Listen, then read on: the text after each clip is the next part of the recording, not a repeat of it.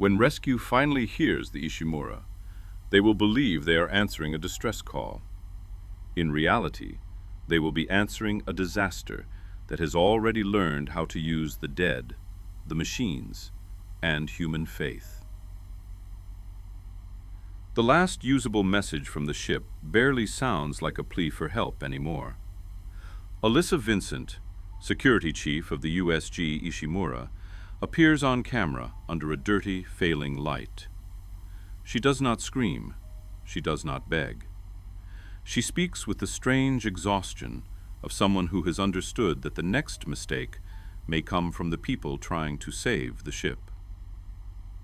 She says the Ishimura is lost.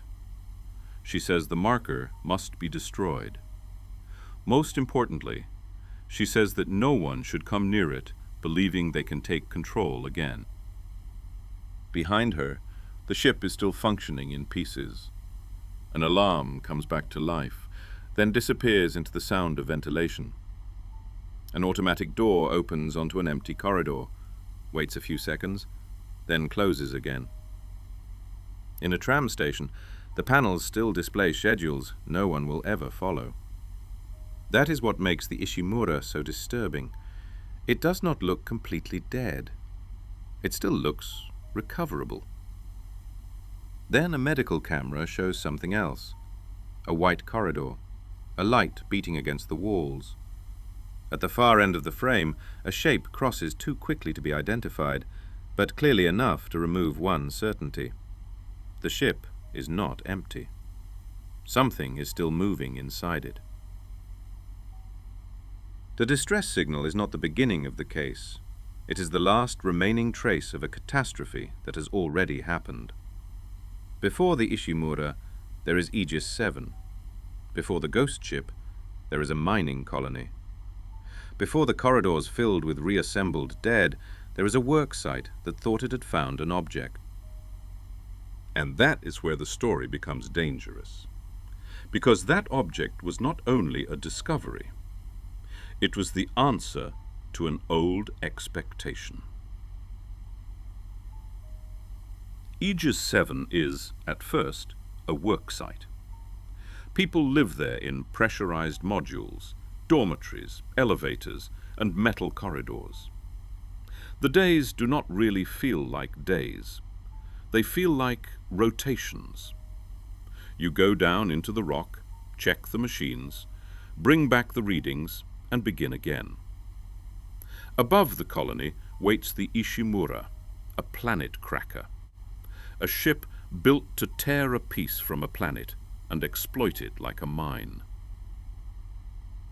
The discovery begins with the instruments, an anomaly in the rock, a cavity missing from the maps, a vertical mass where the teams expected an exploitable layer. When the floodlights finally reach it, the shape looks too deliberate to be natural, and too old to belong to the colony. Dark red, standing upright in the dust, covered in lines the eye almost recognizes, but never manages to read. At that moment, no one can clearly say what it is. A beacon? A weapon? An alien object? A copy of some older technology? A religious monument buried by someone who should never have known Aegis VII existed? The first reports do not decide. They see only a thing that cannot be classified, planted beneath a planet they had come to cut open. But the word marker does not come from nowhere. In human history, it has already been circulating in a confused form. Fragments of archives, religious accounts, old theories about a signal, and Michael Altman, a man turned into a martyr. Unitology is born from that uncertain territory, from the idea that markers are not merely objects, but steps toward transformation. Most colonists know only a simplified version of this belief. Some officials know more. The believers, for their part, do not need to know everything to recognize a shape they were already waiting for. That is why the discovery is so explosive. For ordinary miners, it is a dangerous anomaly. For the administration, it is cargo to be secured. For the unitologists on Aegis VII, it may be proof, not a metaphor, not a symbol, a physical proof in the rock beneath their feet. The simplest definition is already enough to frighten. A marker emits a signal, not a sound you could simply cut from a radio, a signal that acts on memories, perceptions, certainties, and later on dead bodies. The living begin by hearing or seeing what makes them vulnerable. The dead, later, stop remaining still. At the moment of discovery, no one has that full sentence yet. The available words are more reassuring: artifact, structure, anomaly, cargo.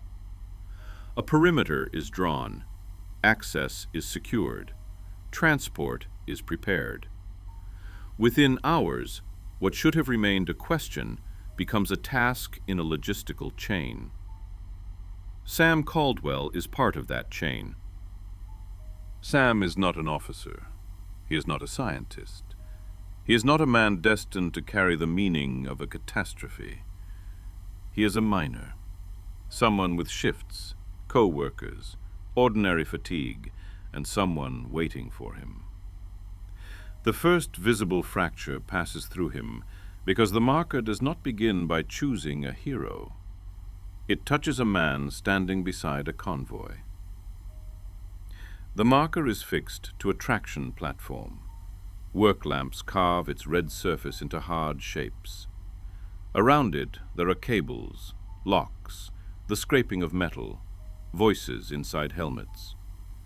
Sam does not need to understand what he is escorting. He has to walk, watch the restraints, keep pace until the end of the route. Then the radio fills with breath. Sam hears his name. Not loudly enough for the others to turn around, just enough to slow him down. A co-worker behind him makes a nervous remark, maybe to bring him back to procedure. Sam turns his head. In his visor, the red reflections of the marker cut across the man's face. For 1 second, that face stops being familiar. Sam no longer sees a co-worker. He sees someone about to make a mistake, someone about to betray them, someone who has to be stopped now.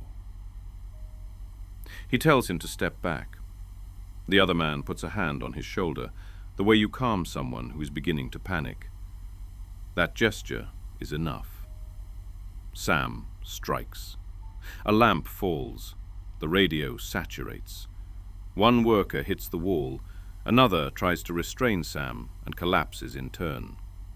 The convoy becomes a corridor of dust, shouting, and metal, with the object at the center and men who do not yet understand that they have entered its field of influence.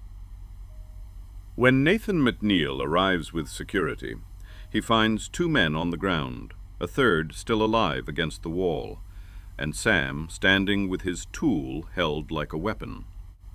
McNeil orders him to drop it. Sam steps forward. He is no longer trying to explain what he sees. McNeil fires. The report will be able to speak of fatigue, pressure, and isolated breakdown. The explanation will sound credible because it resembles human explanations, but it misses the essential point. The marker has just shown its first method. It does not begin by killing. It begins by making fear feel justified. After Sam Caldwell, Aegis VII continues. That is often where catastrophes become serious, not in the first shock, but in the return to routine. The miners go back to their posts. The people in charge lock down the information they can still control. The doctors add names to their files. The inhabitants are asked to report any abnormal behavior, and the colony repeats that the incident has been contained because it needs that sentence to remain true. But the marker does not stay in the excavation zone. Its influence passes into the dormitories, the corridors, the medical rooms, the conversations at the end of a shift. A man wakes several nights in a row hearing his first name in the ventilation. A woman stands before a metal wall, convinced that a voice is answering from the other side. Symbols appear in the margin of a worksheet, then on the fog of a window, then on a dormitory wall. At first, the threat is not spectacular. It is intimate. For one person, it is the voice of a mother dead for years. For another, a brother left behind on a distant station. For a third, an absent wife, heard exactly when exhaustion has made certainty fragile. The signal does not strike blindly. It uses what people already carry inside them. McNeil investigates inside a climate that is coming apart. An investigation requires a stable world, witnesses who saw the same thing, doors that were truly closed, schedules that match. Aegis VII no longer gives him that. A technician swears a corridor was empty. The camera shows a silhouette at the back of the frame. A nurse says she followed procedure. The log shows the same locker opened 3 times at hours she does not remember. A colonist attacks another man, then cries, saying he heard his child behind a grate. Taken separately, each event can still receive an explanation. Fatigue, isolation, fanaticism, panic. Taken together, they describe a colony that no longer shares the same reality. Some want to evacuate. Others want to protect the object. Some want to save the operation. Others believe that caution itself is a betrayal. The marker does not instantly turn the colony into a hysterical crowd. It throws it out of tune. A doubt in the right place, a voice in the wrong night, a certainty too strong in someone who should still be hesitating. And while the living become less reliable, the dead begin to accumulate. At first, a body is still an ending. It is identified, covered, given a name, a time, a sector. It is taken down to the morgue because the living need a place where death stops circulating. On Aegis VII, that boundary will not hold. Gabe Weller arrives from the Ishimura into a colony that no longer has the normal tone of a site in crisis. With McNeil, he still follows the reflexes of men trained to intervene. Verify, secure, evacuate if possible. They do not enter the morgue to face a monster. They enter to understand why the numbers, the bodies, and the doors no longer match. A morgue, even when full, is supposed to remain readable. Drawers, labels, a temperature too low, lights that make faces look too exposed. On Aegis VII, the drawers are open. Sheets drag across the floor. A slide is bent. A locker appears to have been forced from the inside or by what had remained inside it. Several bodies are missing. The question changes all at once. It is no longer only a matter of understanding why the living are becoming dangerous. Now they have to understand why the dead are becoming usable material. The surveillance tapes show almost nothing. A pulsing light, a saturated image, a movement too fast to be a man standing upright. Then McNeil and Weller see the first shape. It still has enough human scale for the eye to search for a person, a piece of clothing, a shoulder, a posture almost familiar. But the body has been reorganized for attack. It does not come back to life. It is being used. The word necromorph will come later. For the survivors, the idea is simpler and more terrible. The dead no longer stay where they are put. They are taken apart, recomposed, directed toward a task. An attack no longer produces only victims. It produces material for the next attack. From that moment, the colony changes shape. The vents become pathways. The elevators become vertical traps. The dormitories become places where a voice can find someone in their sleep. The morgue is no longer a place of preservation. It is a reserve. Lexine Murdoch keeps the horror at human scale. To her, Sam Caldwell was never the first incident. He was someone who was supposed to come back from work. Before the ghost ship, before the corridors of the Ishimura, there is that ordinary expectation. Someone did not come back up. McNeil, Weller, Lexine, and a few others search for a way out of a colony where every option carries its own risk.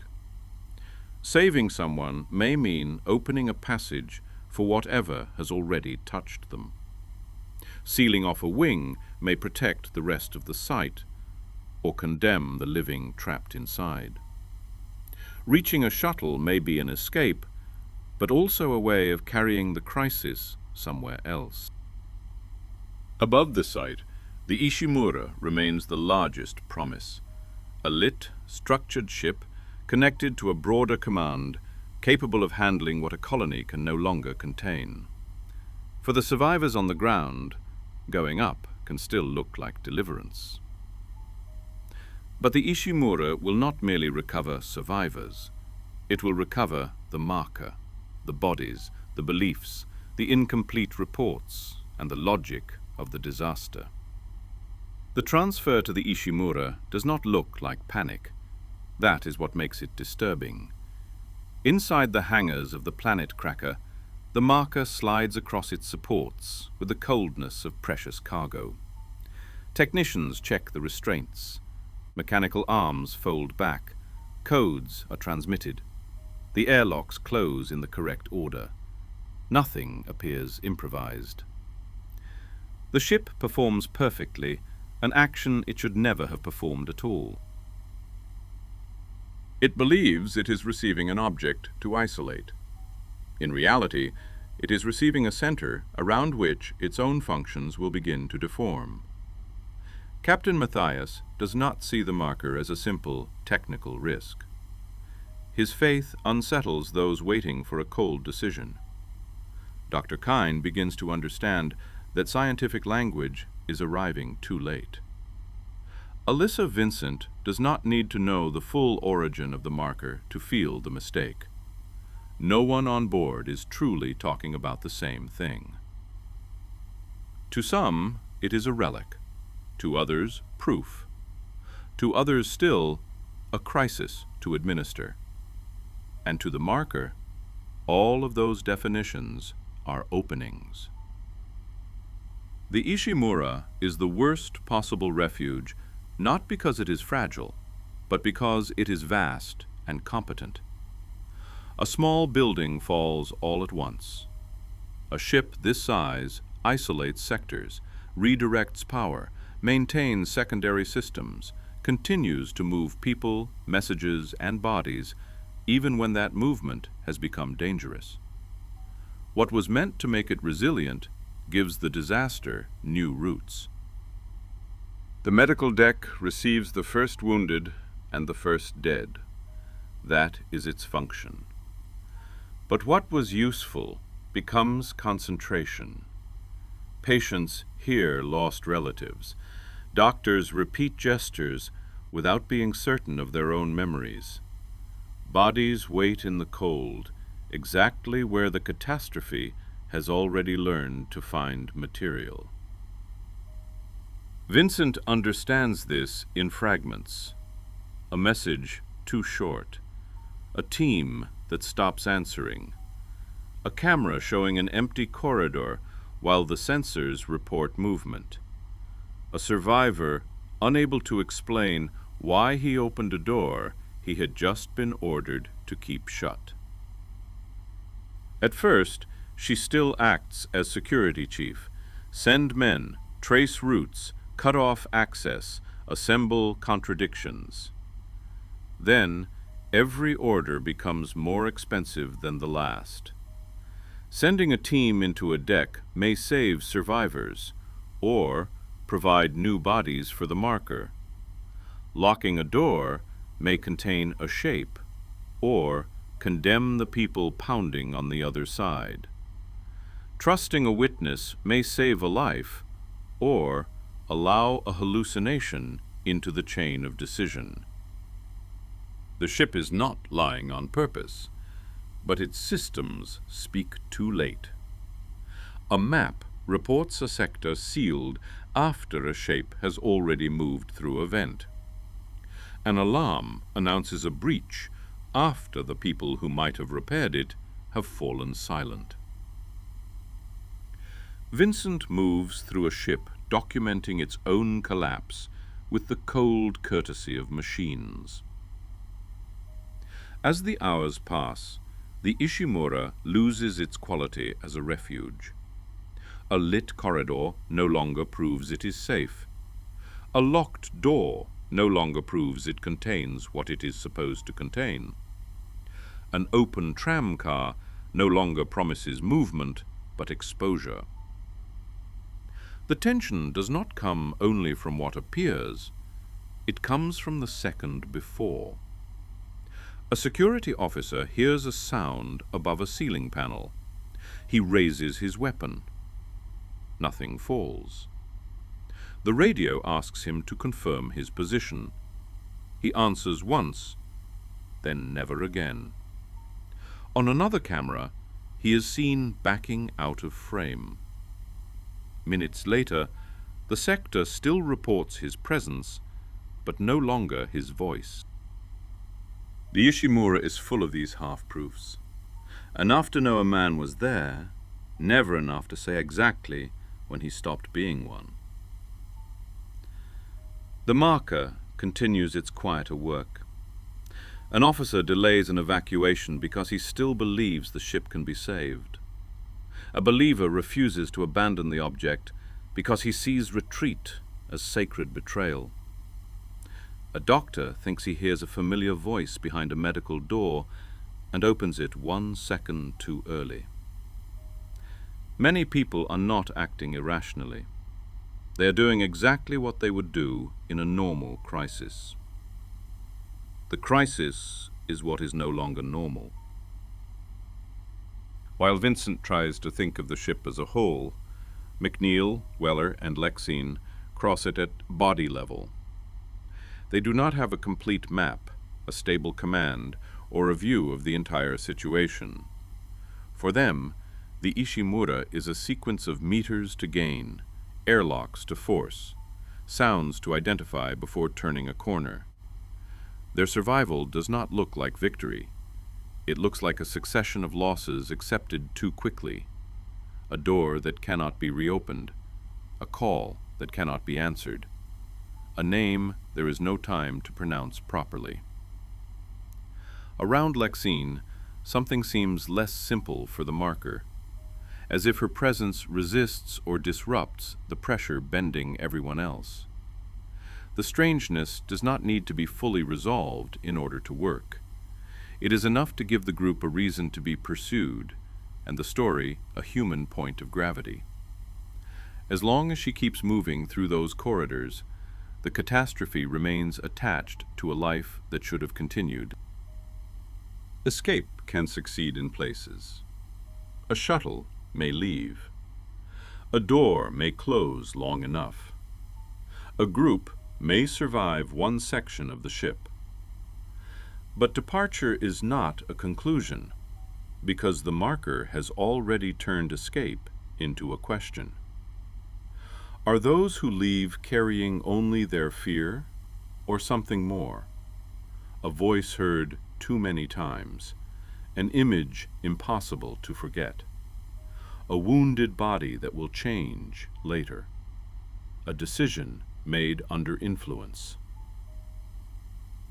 And while some still try to leave, the Ishimura continues to transmit. The signal speaks the ordinary language of emergency. It says a ship is no longer responding properly. It says there may still be survivors. It says intervention is necessary. All of that is true. That is precisely why it is dangerous. When Vincent records her message, she is no longer trying to tell the disaster from the beginning.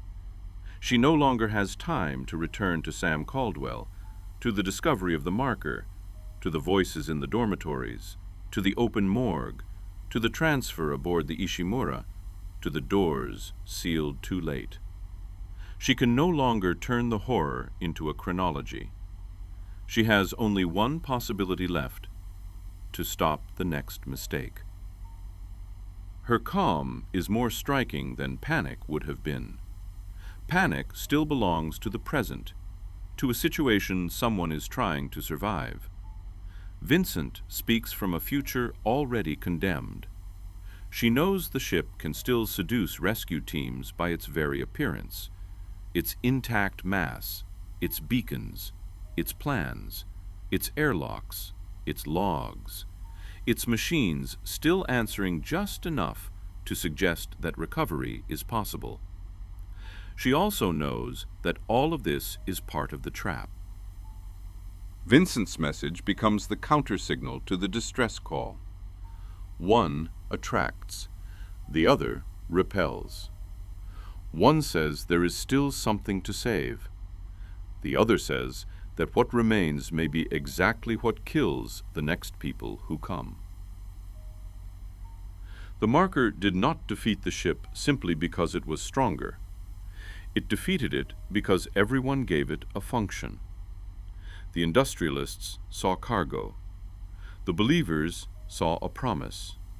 The scientists saw a mystery to study. The officers saw a crisis to manage. Rescue teams will soon see a call that must be answered. Every human definition opened a different route. In the end, the Ishimura is no longer merely the site of the disaster. It is the disaster's perfect form, a closed city filled with bodies, ducts, automatic systems, medical rooms, chapels, hangars, and corridors long enough that no one can ever know what is happening everywhere at once. Aegis VII provided the first home. The Ishimura gives it scale, mobility, and a voice. That voice continues to travel into the void. Someone will eventually hear it. Someone will look at the coordinates, the fragments of transmission, the ship's identity, and believe this is a rescue mission. It is a reasonable thought. It is even the thought one should have in a world where ships in distress still deserve an answer. But the Ishimura is no longer calling from the beginning of an accident. It is calling from the other side. The signal is not warning that the catastrophe is about to begin. It is simply marking the place where the disaster found a new body.